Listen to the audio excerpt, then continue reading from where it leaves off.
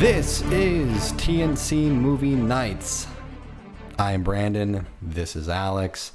We're back again. I'm just so excited to do this. Honestly, it's been just weird, like recording these and then going through and editing them, and just in the editing process, like in post, I'm just sitting there like, I love doing this show. This is so much fun. Like, I generally get excited for the beginning of the week now, and it's really nice. It's really nice to have, and I'm excited to keep doing it. But today is another movie review. Last week, if you guys saw, it was John Wick, because I never saw it, and Alex never saw it either. And like, how is this? Like, how has this happened? We still have not seen this movie.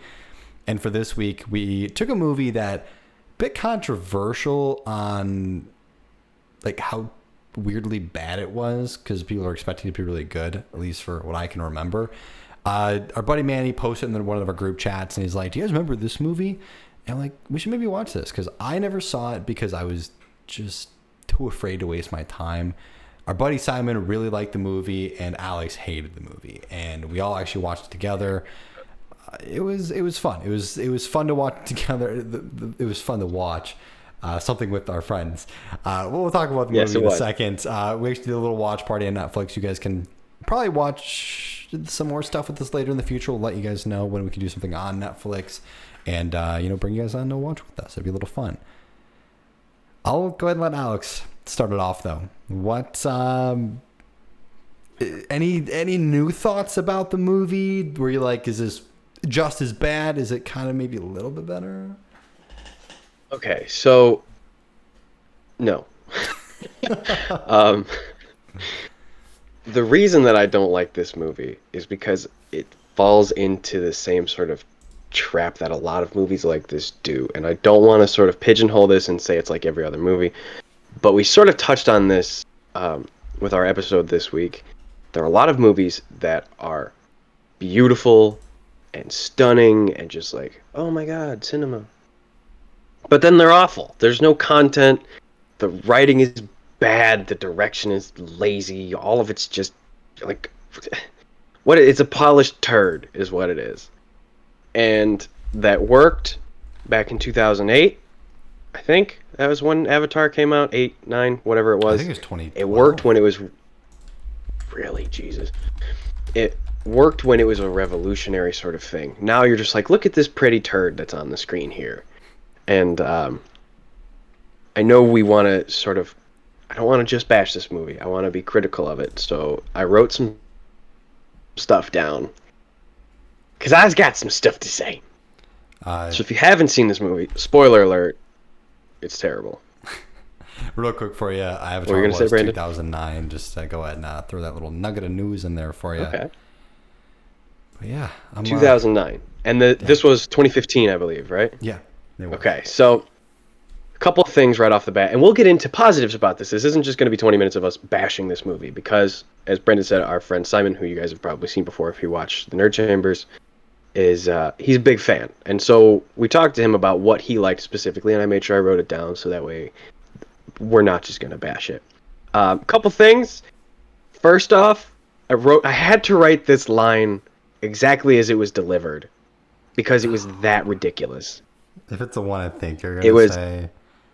It was when she was in the house with the bees, and he said, and I quote, "Bees are genetically designed to recognize royalty." What does that even mean? Because, like, they established that this is, like, a whole race of, like, these human colonizing alien humanoid people things. What? Just what? Bees genetically recognize royalty. But then that just sort of doesn't matter the rest of this movie. Because, like, these bees literally protect her. She's in a cornfield, which also was bothering me because they had those little alien guys who can go invisible, but only when it's convenient to the plot. Because they're just like flashing in and out, because that's what you do when you're invisible, is you make sure that everyone can see you, and then they can't, and then they can't, and then they can't. It's like the little invisibility thing at Super Smash. Like, it's just, I don't know what I'm doing. So that right there, I literally stood up and just had to take a lap around the room because I couldn't process that. I had to move so my brain had enough blood to function to actually try to think about what that was. And that movie kind of did this a lot where they just said some stuff that was just nothing. Like his differential equation boots.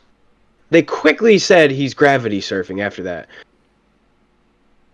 But they're differential equation boots.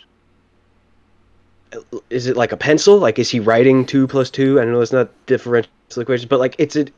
What do you mean it's an equation boot? That's... What? Also, what assassin do you know? Pick any assassin that has ever lived in any genre of anything ever. Put him on roller skates. Are they a better assassin? And I get he's not an assassin type protector dude, but when he was going all sort of, I got my shield and I'm a killer man. Why you got rollerblades, dude? I mean, they're cool. I get it for some of it, and then they were just like, I don't know. Oh, this movie's just bad. It's just bad. It's just bad. I love dogs. I've always loved dogs. Oh, that's the line thought you were going to say. That was the line I thought you were going to say. Oh, my God. Oh, that one hurt. It's like, you're royalty, and I'm like a dog to you. I have more in common with a dog than I do with you. But I like dogs. Die. Like, I love Mila Kunis. I honestly like Channing Tatum, too. I honestly really do like Channing Tatum. I like everybody in this movie, and they're all terrible. After this movie, how did any of them ever get jobs again? Like, because look, they're all fantastic. They have won awards. But Mila Kunis' entire character is her going, I will not do this. Fine, I'll do it. That's the movie. The entire movie is her doing that. And Channing Tatum is him just going,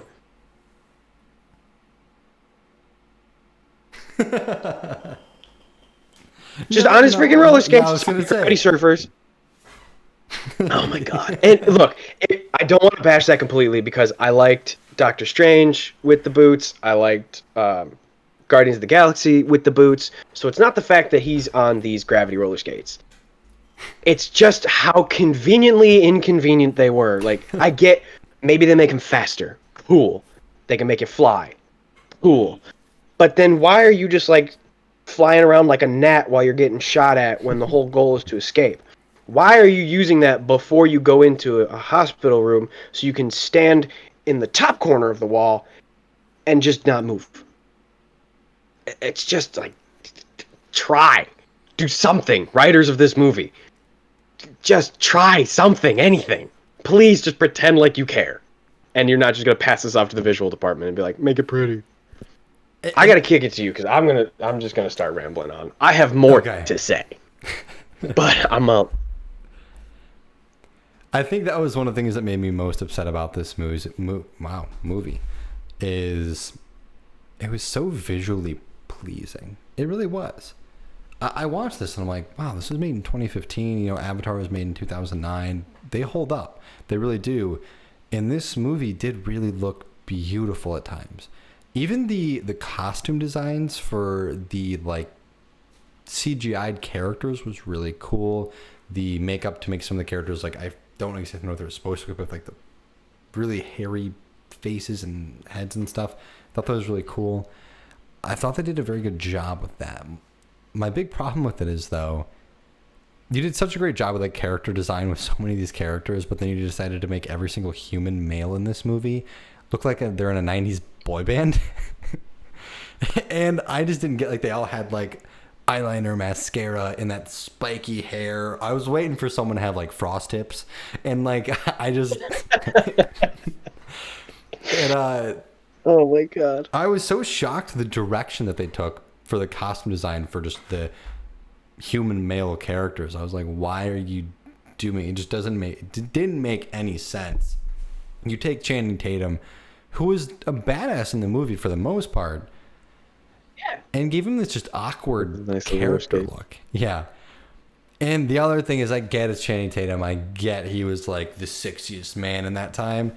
But the first half of the movie, he's shirtless for absolutely no reason. Like when he's in that little kingdom area trying to find her and stuff when she's talking to like the sister. I have full flexibility, man. He's on his roller skates. Yeah, and like he's on the roller skates like shirtless, and I was like, but why?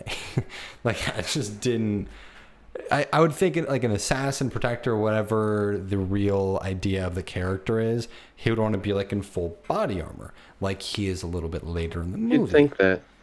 So I thought that was He just has a little wrist shield, which is kind of cool. yeah, that was really freaking cool, honestly. I thought that was a great design choice. I thought that was fantastic the way they used it in the movie. It was it made it very mobile and stuff, and I thought that was it's just so weird that was one of the coolest things I've seen in a movie in action sequences, and it had to be in this movie. And again, like Mila Kunis wasn't bad in the movie. Like Channing Tatum wasn't bad in the movie. This reminds me so much of Green Lantern, that you had some good people in the movie. You had some good direction, and visually, oh my goodness. But it's like for that movie, you almost took people that didn't understand the source material and had them write a movie about Green Lantern that they heard someone tell someone that they knew someone that read comic books. And that's what this one felt like. I honestly don't know if there is like source material for Jupiter Ascending. I'm gonna go. Yeah, I think it was either a graphic book, novel or a comic book. Okay. Yeah, something like that. Also, I have one more thing to say about his little space boots, his differential equation boots, and then I'm gonna be done with the boots. There was one scene that particularly got under my skin, and that was when he came in for a landing, and his shoes sparked. He caused sparks. The shoes don't touch the ground. He's surfing gravity, according to him. So what the hell is sparking? He landed on cement, and he had his surfer boots, not on the that's the type of lazy stuff that I'm talking about, where it's just like, you didn't even try. You didn't even try. You had a room full of people and multiple points and stop. No one went, why the hell are his space boots sparking when he lands? No one's just like, who cares? Make the sky open up again. Then everyone will go, They just don't care. Oh my god. Also, while you're looking at the source material for that, the little space DMV thing that they had. Yeah. Cheap bit. I'm not gonna bash a cheap bit. Sometimes they're funny. Sometimes they work. Sometimes they don't. Whatever. It was like 8 minutes long of them waiting in line. So it was like, I got it. I get the joke here. I get DMV. And then they hit you over the head with it at the end, saying like, I'm never going to play about the DMV again. Oh my god, is that what you were making fun of? Yeah. But everyone knew she was royalty. At that point, she knew she was royalty. So you're telling me that Earth bees treat royalty better than every single governmental person in the building? Bees know she's the queen before she does. But when they're literally bringing her to accept the fact that she's the queen, like, even if you didn't recognize her face, you're handing her the paperwork. Or in this case, not handing her the paperwork, because that's funny. Like, just, which is it? Is she so royal that bees recognize her? Or is she just a person? Because I think you flip-flopped him here. And it's that sort of stuff, again, that's just like, you're being lazy. And it sort of creeps up on the not following your own rules sort of thing. Like, Earth bees are going to protect her because she's royalty. But she has to get tax file form 931A, which needs this. It's like, it's a lazy joke. And it didn't even land, so it wasn't really worth it. Also, another inconsistency with them breaking the rule is the entire vacuum of space. Like, they made a big deal of Channing Tatum being launched into space. Yeah. And almost dying with his boots on, and they didn't just decided not to use. And also, that was after he got there by just hanging on to the side of a ship, and we know that because we saw him hang on to the side when they went into space, and then he was hanging on to the side again when they were still in space, and he's just like, I'm just hanging on to the side. No helmet, no suit, no nothing. So you're like, alright, whatever. I got no beef with that. Apparently, if you mix whatever type of human he was with whatever type of wolf they did, you get space wolves. He can breathe. Whatever. I don't care. You don't have to explain that to me. Totally fine. You showed it to me. It's your universe. All right. We don't have to worry about the vacuum of space with him. But then that's going to be a huge major plot point 45 minutes later. Pick one. You don't get both. I guess they do get both, but they didn't get money because the movie sucks. Another stupid line, lies are sometimes the reason I get out of bed. Everything with the villain characters. Come on, Edgelord. Yeah, everything with the villain characters.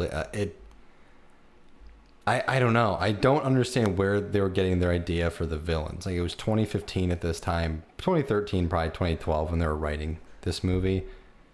And that whole, like, Edgelord thing was, like, 2003. And I don't know. It was just... Oh, my God. It was that... Start on Eddie Redmayne. Yeah, like, the whole marrying his, like, mom thing. Like, because you're like, you're my mom. You're going to, like... This whole, like, be okay marrying her to, like, get the power of being able to control whatever you want to control and stuff. I was like, that is so... What is going on? And let's break this down for a second, because Mila Kunis, right? Jupiter Jones, which... Maximus Jones? Really? You're going to be a dude in, like, Russia or Poland, where the hell he was? And go look up... Go get a phone book, if they still exist, and try to find me a Maximus Jones. Find me any Jones who's just like...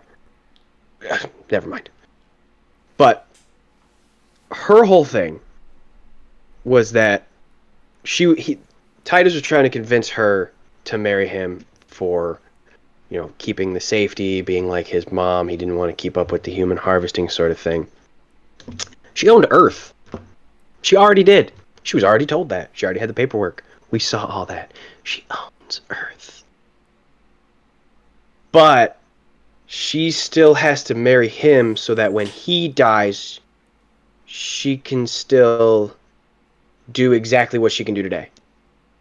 She has no reason at all to marry him. And then, a step further, when she gets the little pardon for Channing Tatum, he just gives it to her. So there's even less of a zero incentive for her to do any of this marriage sort of crap. And then it happens again. It's like they took a 15-minute movie and then just replayed it and then copy-pasted some people. Like, how many times are we going to see Mila Kunis on a planet talking to a dude she's not supposed to talk to? Danger, Channing Tatum saves her.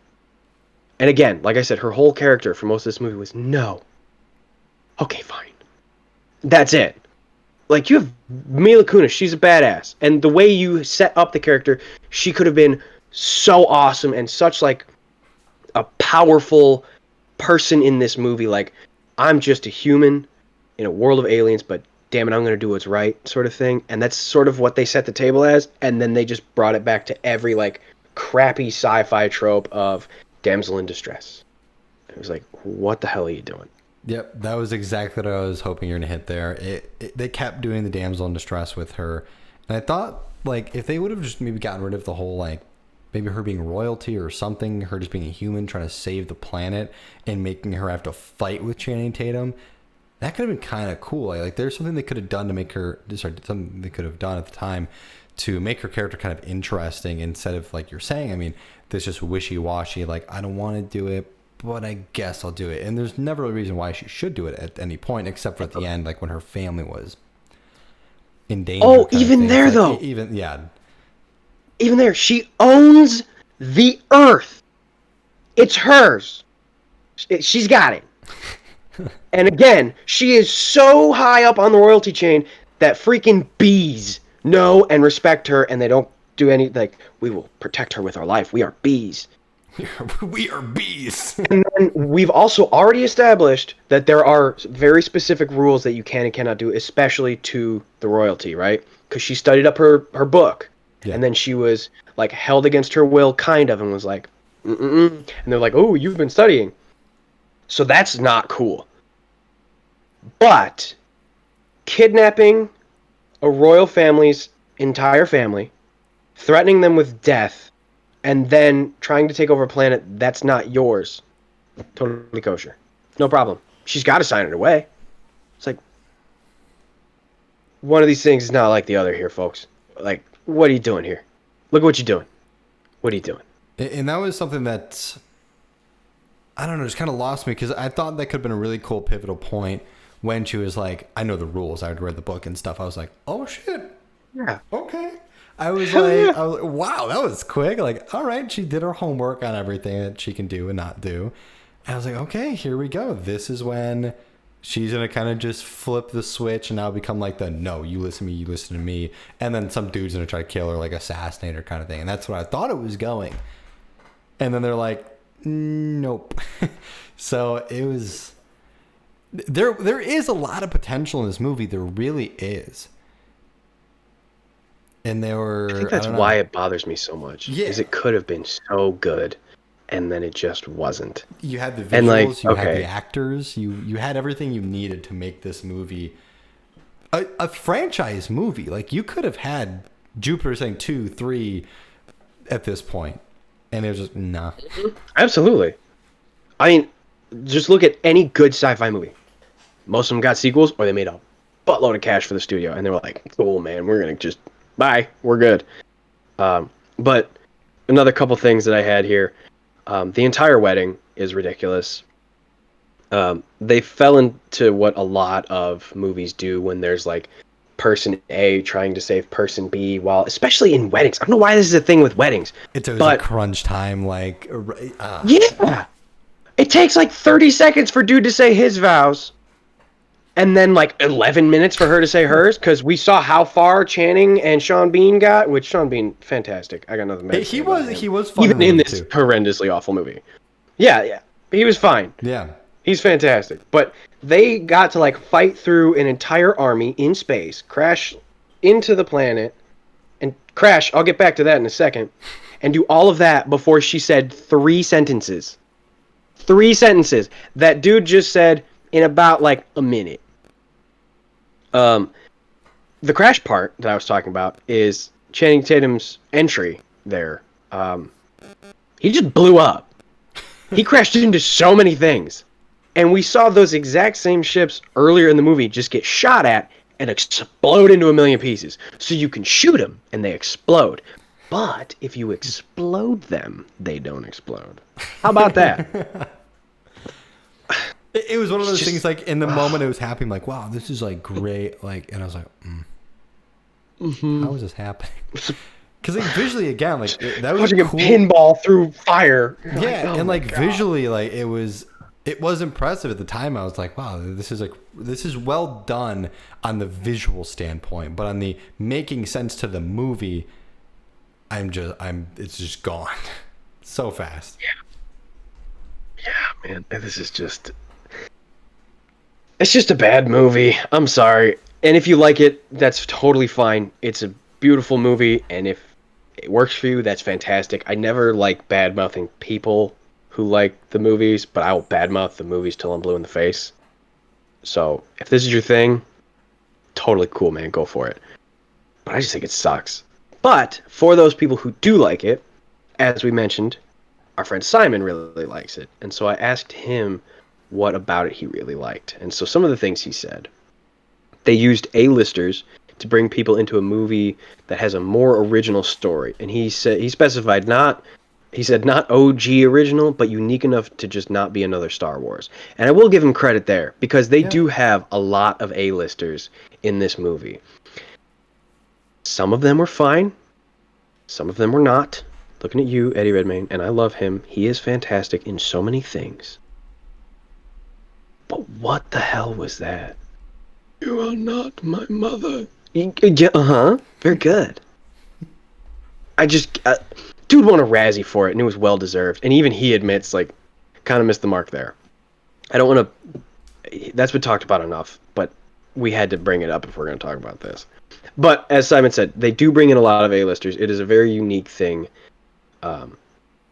It's sci-fi is a fun genre that can go in a lot of different directions, and so if you see Mila Kunis and Channing Tatum, you're like, hey, let's go watch this movie, and it can introduce people, if it was a good movie, to a genre that maybe they didn't give a chance before.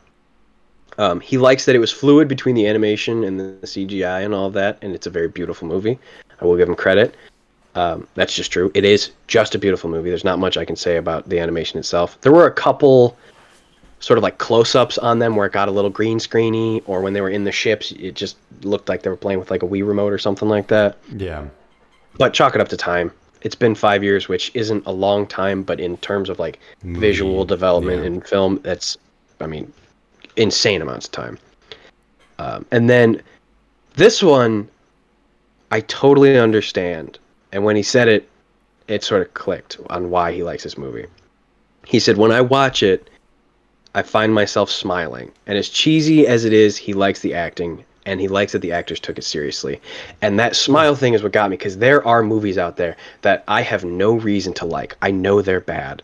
They're whether you want to do critically, box office, whatever the situation might be, it's not a good movie. But you watch it and you're just in a good mood. And what's not to love about that? If you can just put something on and you're like, yeah, I like this, then you don't even need a reason to like it. It just makes you happy. It makes you like it. And so that's something that no one can really like argue with you on. Because if you talk about, oh, I like the visuals. Oh, well, actually the visuals aren't that great compared to this, and this. Oh, well, I like the acting. Well, really, he won a Razzie for this role. It makes me smile. No one can say anything. It just makes you smile. So that's definitely something where it's like, all right, man, I get it. That's it's honestly a great point. I'm definitely glad he was able to kind of add his little 2 cents to it as well. Oh. Alex? Sorry, video cut out there. So we'll edit that. Yeah, we'll go ahead and edit that. I'm going to go That's perfect, because there was a... Yeah. This weirdly helped me so much in the editing process when I saw myself just waiting for like 10 seconds. I was like, this is what I got to edit. Right. Plus, there was like long pause, then video cut out, and so we'll just jump back. Sounds good. But, all right, so I'll kick it to you then, because I've been taking over this entire episode. No, sorry about that. No, honestly, that's why I enjoy things like this, because like there will be movies out there where I just am way more passionate about than you are, and then there'll be movies like this. Like, because that's the thing. I did not like the movie by any means, but I also didn't dislike it as much as you did. So it's nice to kind of hear that side of it, and then also get Simon's point here. But I'll go ahead and I'll go roll back with it now. Okay. So I am really glad that we did get Simon's opinion on there too, because I was curious why he liked it, and I was able to understand, the visuals. Again, I did think it was a very pretty movie. And again, as I said, it makes me upset on how the movie doesn't do well, because there is a lot of potential in the movie. You got, as he said, some great A-listers, visually very pleasing of a movie. And yeah, like you said, I mean, you can't argue with just, you watch a movie and you're like, yeah, this is fun. I'm having a good time. And sometimes it's hard to explain why you're having a time. Sometimes it just, you're in the moment and you like it. So I can definitely appreciate that. I'm really glad though that we did get a nice little party of us watching the movie tonight. There's like 5-6 of us in there. Yeah. Yeah, I really thought that was a lot of fun, and I'm really excited to see what our next movie will be. Hopefully we can do this again. But Alex, if you have any final words, or if you are good to just go and wrap it up. Yeah, I don't have much to say. I've been talking enough for this whole episode. I kind of took over this one, so we'll have to watch something that's more your alley next time, so I can kind of sit back and let you run that thing. But as always, check us out on the socials. We got Facebook, Twitter, Instagram, pretty much everywhere. If you're watching these episodes, check us out on YouTube. If you're just listening, we're everywhere you can find a podcast. So go check us out. Big announcement. If you noticed this earlier this week, kudos to you. If you haven't, we have merch now. It's in the shop. Same place you buy your Nerd Chambers merch. We have Movie Nights merch now. Just placed an order the other day. Should be here soon. So go check that out. I love what they did. So, I mean, we're super excited about that. But, as always, like I said, check us out. Socials, YouTube, podcasts, all of that. I'm Alex. He's Brandon. We'll see you guys later.